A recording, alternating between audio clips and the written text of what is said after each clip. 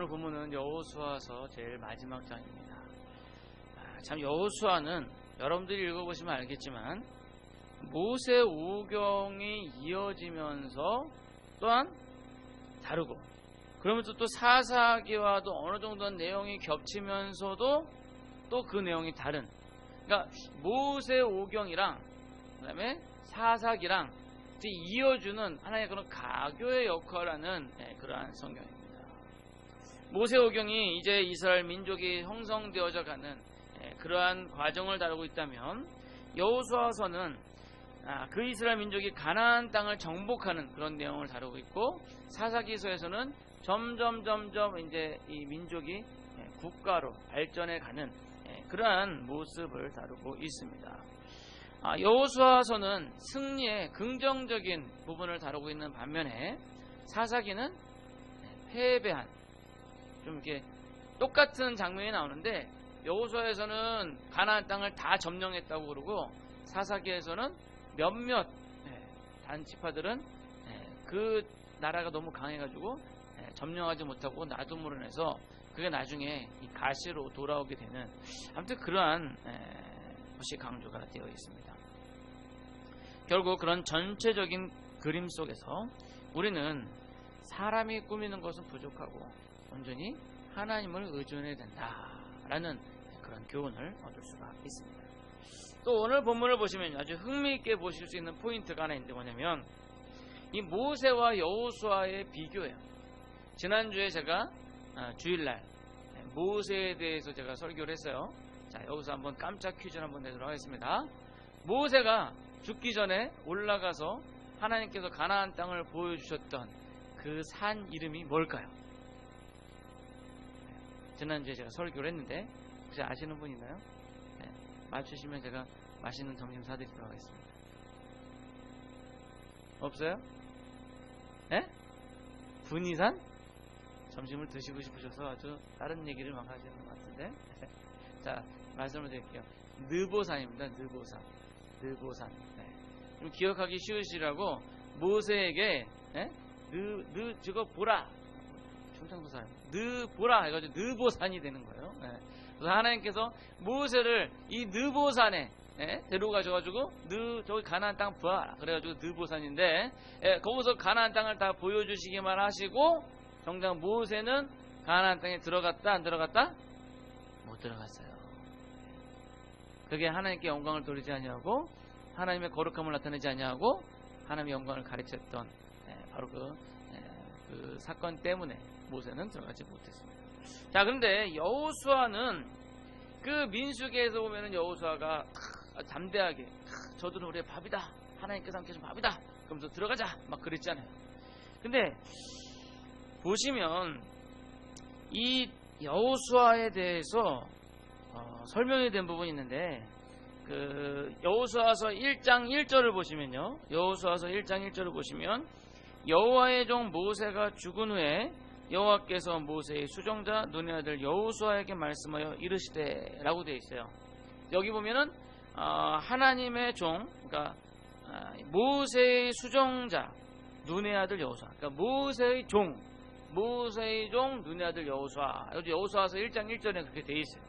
근데 오늘 보면 24장 29절에 보시면 이 일 후에 여호와의 종 눈의 아들 여호수아가 110세에 죽음에 라고 여호와의 종이라고 표현이 되어 있어요.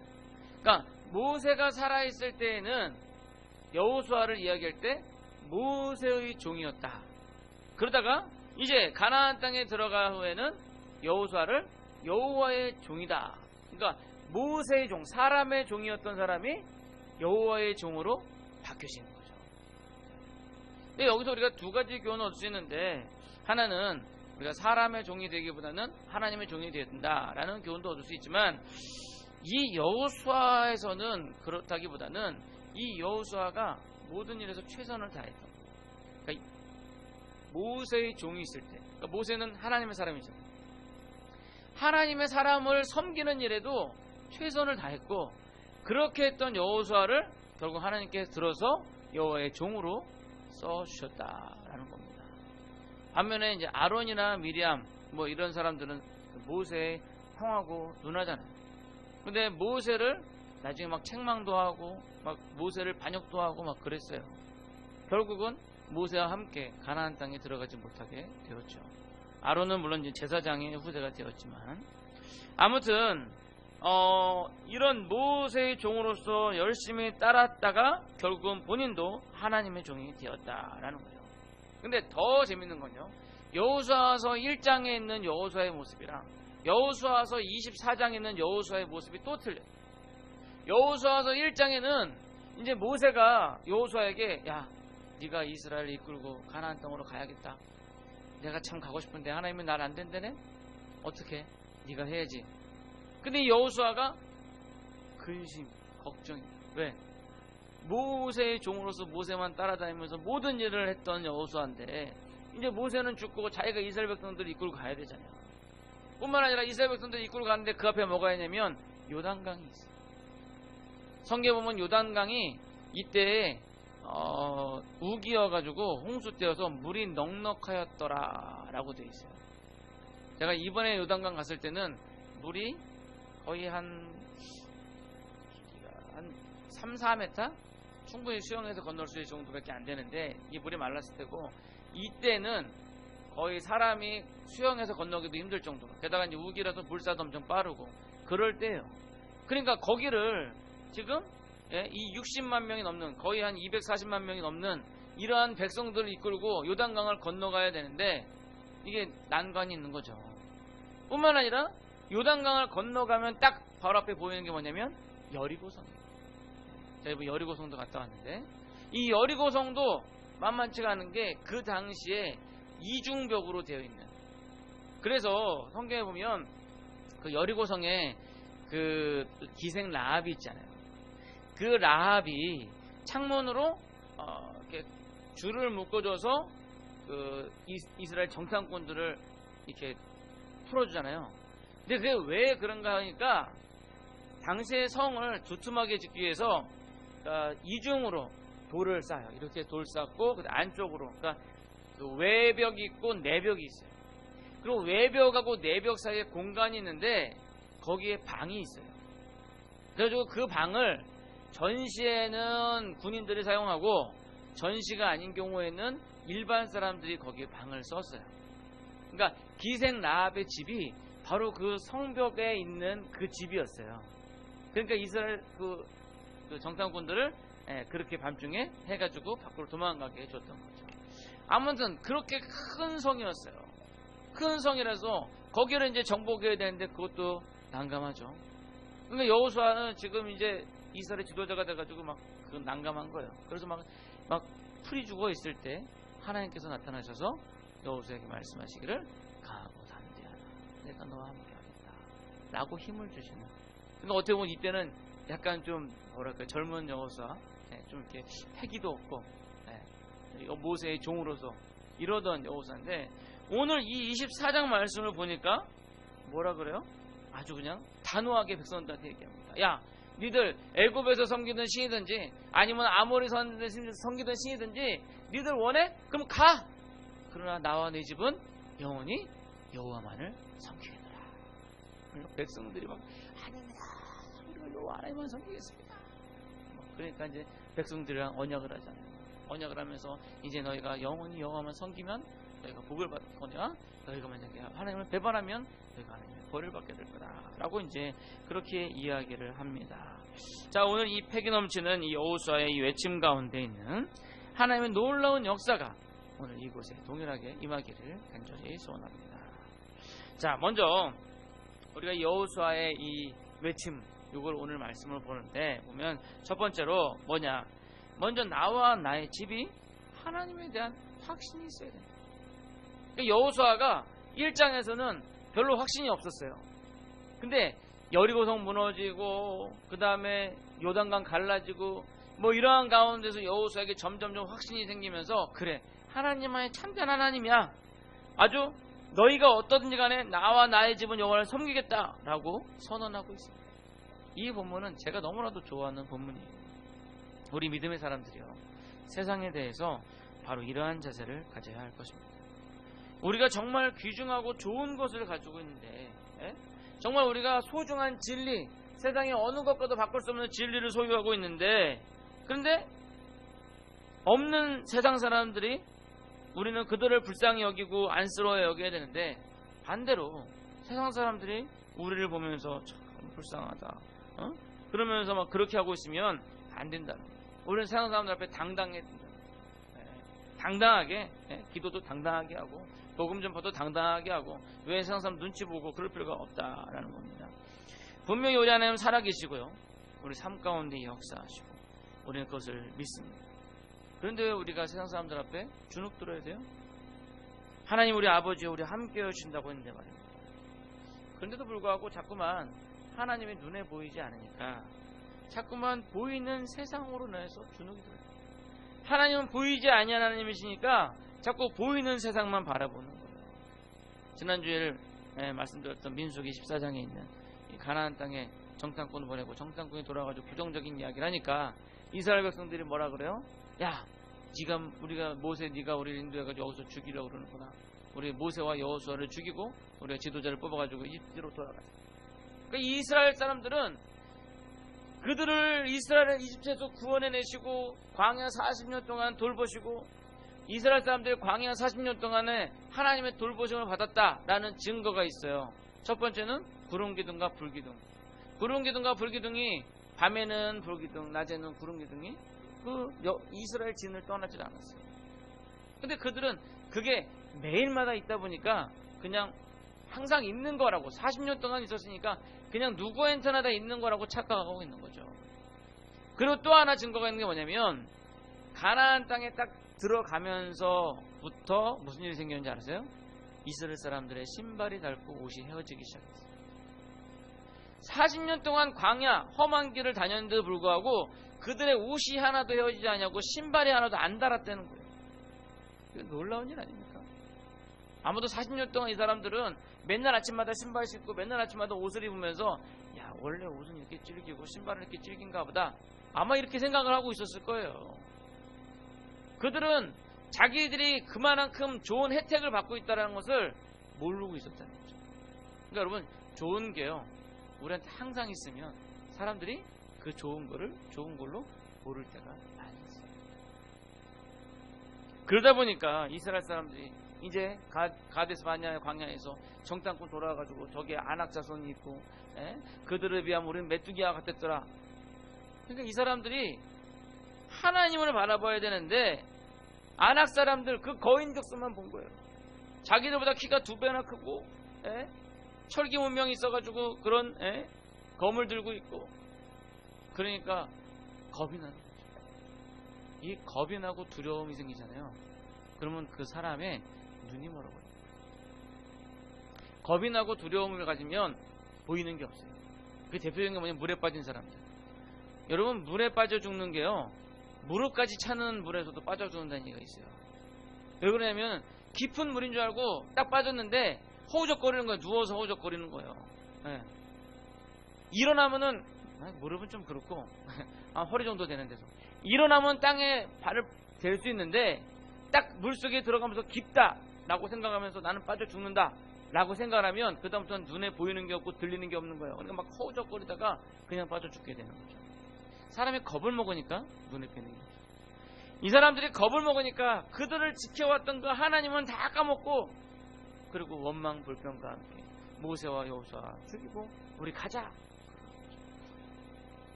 그러나 정말 중요한 것은요, 가나안의 아낙 자손도, 세상의 어떠한 세력도 하나님의 자녀들을 손 하나 까딱 건드릴 수가 없다.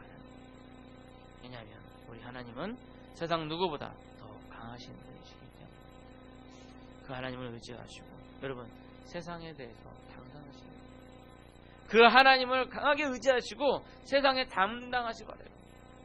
반대로 세상을 의지하고 하나님 앞에 당당하고 이렇게 대들지 마시고, 하나님을 의지하시고 세상에 대해서 당당한 여러분들 되시기를 소원합니다. 자, 두 번째로 우리가 복음을 전할 때 불신자들이 복음을 받아들이든 말든 상관하지 말아요. 오늘 여호수아의 외침 보면, 만일 여호와를 섬기는 것이 너에게 좋지 않게 보이거든 너희 조상들이 강 저쪽에 섬기는 신들이든지, 또는 너희가 거주하는 땅에 있는 아모리 족속의 신들이든지 너희가 섬길 자를 오늘 택하라 라고 말하고 있는 거예요. 얼마나 당당합니까? 니들 가지고 있는 거 좋아 보이면 그럼 그거 갖고 살아. 난 진짜 좋은 하나님 따라갈 거야 라고 외치는 거죠. 실제로 보면 이스라엘 사람들이 이집트에서 있었던 것들에 대해서 계속 언급을 하죠. 이집트에서는 자기는 밥도 굶지 않았었고 고기도 먹었다는 등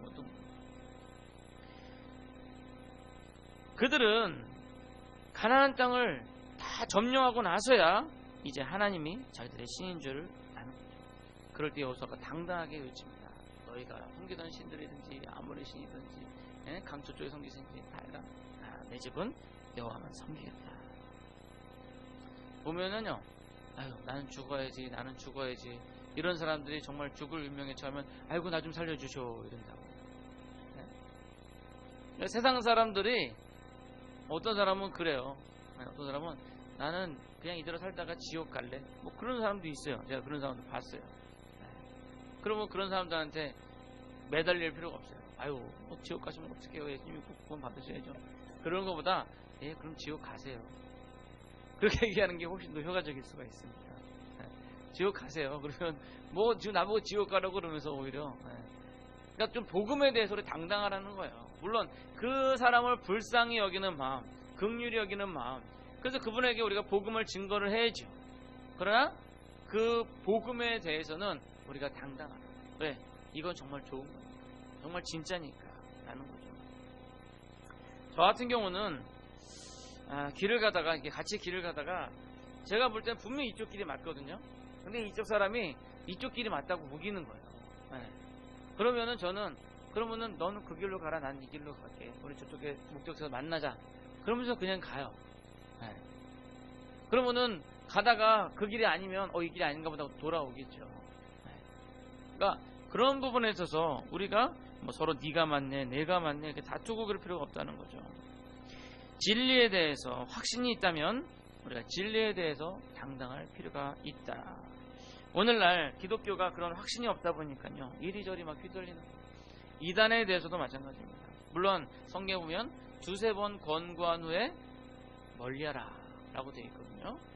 그러나 이단에 대해서 우리는 당당할 필요가 있다는 거죠. 말도 안 되는 교리를 가지고 사람이 하나님이라고 믿는 그런 사람들에게 우리가 밀려서야 되겠습니다. 그만큼 우리가 하나님의 말씀에 대한 지식이 없고 하나님의 말씀에 대한 확신이 없고 하나님의 말씀에 대한 신뢰가 없으니까 그런 뭐 와가지고 이상한 얘기하는데 귀 솔깃해가지고 넘어가는 거예요. 바라기는 우리가 복음에 대한 확신을 가지고 당당하게 나아가시는 당당하게 증거하시는 여러분들이 되시기를 소원합니다. 자 마지막 세 번째로는요 20절 말씀을 보시면 만일 너희가 여호와를 버리고 이방 신들을 섬기면 너에게 복을 내리신 후에라도 돌이켜 너에게 재앙을 내리시고 너희를 멸하시리라 라고 합니다. 즉 배반하지 말라. 가룟 유다는 예수님의 제자였지만 예수님을 배반하고 결국은 저주를 받았어요. 그가 자살하여서 그가 떨어진 아겔다마다 떨어진 곳은 피밭이고 그가 그 은 30에 예수님을 팔았는데 은 30을 다시 그 성전에다 줬잖아요. 그래서 성전에서 이거는 피값이라서 성전에 두는 것이 옳지 않다. 그래서 이걸로 이제 밭을 사가지고 지나가는 사람도 쉴 수 있는 그런 밭을 만들었는데 그 밭도 제가 이번에 한번 갔다 왔습니다. 아무튼 그런 가룟 유다에 대해서 예수님께서 뭐라고 그러셨냐면 이 사람은 차라리 나지 않았으면 자기에게 좋았을 것이다 라고 얘기합니다. 예수님께서 말씀하시는데 어떤 사람이 귀신이 들렸어요. 근데 그 더러운 귀신이 나갔어요. 근데 돌아와 보니까 아주 깨끗하게 청소가 되어 있거든요. 그러니까 어떻게 하냐면 다시 7 귀신을 데리고 들어와요. 그러니까 이 사람의 사정이 전보다 더 못하게 되었다라고 기록이 되어 있습니다. 그리고 히브리서 6장 4절에서 6절 보시면 한번 빛을 받고 하늘의 은사를 맛보고 성령에 참여한 바 되고 하나님의 선한 말씀과 내세의 능력을 맛보고도 타락한 자들은 다시 새롭게 하여 회개하게 할 수 없나니 이는 그들이 하나님의 아들을 다시 십자가에 못 박아 드러내놓고 욕되게 함이라. 그러니까 중요한 건 뭐냐면 하늘의 은사를 맛보고 그리스도의 은혜를 깨닫고도 배반한 그런 가룟 유다와 같은 사람들은 회개조차 하지 못하고 결국은 멸망하게 된다라는 겁니다. 초대교회 이후로 이런 배교자들이 많이 있었어요. 그들이 어떠한 상황 속에서 그렇게 배교를 하게 되었는지 모르지만 중요한 것은 우리에게도 그런 동일한 유혹으로 다가오게 된다는 거예요. 정말 무서운 것은 그렇게 배교한 사람들을 다시 설득해서 하나님께로 데려오는 것이 얼마나 어렵고 힘들어요. 어렸을 때는 교회를 잘 다녔는데 이단에 빠진 사람들이 있어요. 그런 사람들 다시 데려오는 것은 정말 하늘의 별 따기보다 더 힘들어요. 예전에 청년들 같이 신천지에 빠진 사람들은 다큐멘터리 제가 한번 말씀드린 것 같아요. 거기 봤는데 거기에 빠진 사람 보니까 아주 막 엄마 아빠도 없어요. 나중에 엄마 아빠가 얘가 너무 심하니까 그 상담소에 데리고 왔어요. 그럼 상담소 데려가면 거의 한 일주일을 거기에 이제 가둬놓고 거기서 계속 교육을 시켜요. 그럼 한 일주일 정도 교육되면 이제 비로소 신천지가 가짜라는 걸 안돼요. 근데 애가 거기에 들어가가지고 막 있다가 막 엄마한테 아줌마라고 부르고 나중에 이 상담사랑 엄마가 잠깐 한눈 판 사이에 얘가 경찰에 신고를 했어요. 그래서 경찰이 왔어요. 경찰에 신고를 받으면 와야 돼요. 와서 얘가 자기 감금당했다. 그러니까 경찰이 그 딸을 데리고 갔어요. 결국 그 딸은 그 이후로 집에 들어오지 않았어요. 집에 안 들어오고 신천지에서 그런 사람들을 또 이렇게 먹여주고 재워주는 숙박하는 데가 있어요.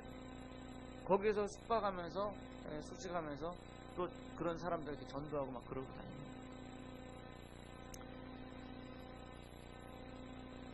저한테도 여호와 증인에 빠진 고모님 한 분이 계신데 매번 명절 때마다 와가지고 저희 어머니랑 싸우셨던 그런 기억이 나요. 근데 제가 지난주에 새가족부 하면서 새가족부에서 이단에 대한 부분에 대해서 이제 말씀을 했는데 그러면서 그 여호와 증인에 대해서 보니까 그 여호와 증인이 뭐 1914년에 예수님 오신다 그랬다가 안 오셔가지고 다시 오신다 그래서 1919년에 오신다 그랬다가 안 오셔가지고 1925년에 오신다 그랬다가 안 오시고 마지막으로 1975년에 오신다고. 그리고 75년도에는요 어마어마했대요. 모든 사람들이 자기 집 팔고 땅 팔아서 다 교회에다 바치고 교회에 들어가고 막 그랬대요. 여호와 증인. 근데 제가 곰곰이 생각해 보니까 우리 고모가 1975년도에 집 팔고 다 팔아가지고 여호와 증인 들어가셨던 분이었어요. 근데 그때도 예수님께서 안 오셔가지고 그때 얘기하기를 여호와 증인에서 우리가 연구가 부족해가지고 잘못 알았다. 그러나 좀 있으면 오실 거다. 뭐 이제 그렇게 얘기를 했는데 지금은 이제 그게 너무 이제 그게 심하게 되니까 지금은 공공연하게 그런 얘기는 안 한대요. 아무튼 상황이 어려운 건요 한번 비증을 받고 성령의 은사도 체험했던 사람이기 때문에 더 돌아오기가 어려운 겁니다. 따라서 우리는 좌로나 우로나 치우치지 않도록 더 말씀으로 바로 서야 한다.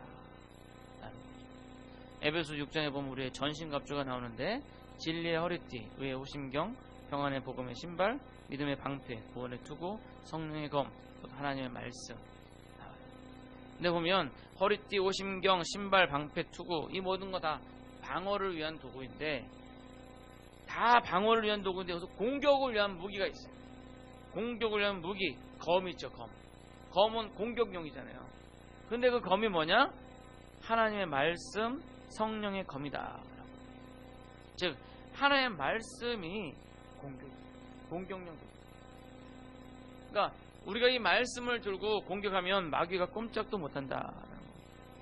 우리가 배반하지 않고 이기기 위해서 최선의 공격이 최상의 방어라는 말이 있듯이 하나님의 말씀을 무장해서 공격을 해야 한다라는 거예요. 여러분 말씀에 든든히 서시기 바랍니다.